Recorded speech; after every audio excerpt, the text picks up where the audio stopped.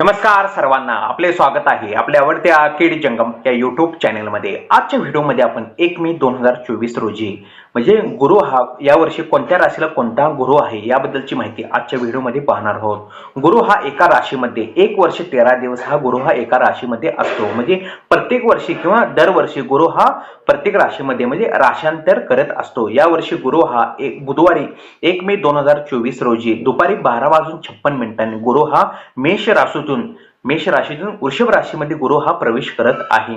गुरु हा सर्वात शुभ ग्रह मानला गेला आहे। त्यामुळे हा 1 मे 2024 नंतर गुरु हा कोणत्या राशीला कितवा गुरु आहे याबद्दलची आपण माहिती पाहणार आहोत।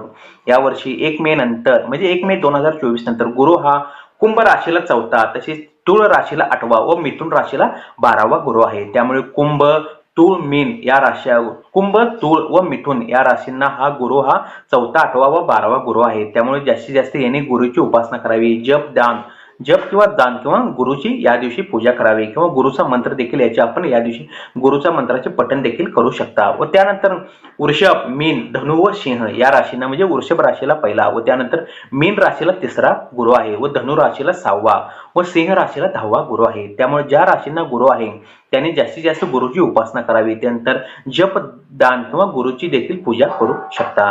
जास्तीत जास्त ज्याला म्हणजे 4था, 8वा, 12वा गुरु असतो म्हणजे कुंभ, तुळ, मिथुन रास आहे याने जास्तीत जास्त या 1 मे 2024 नंतर गुरुची जास्तीत जास्त उपासना करावी।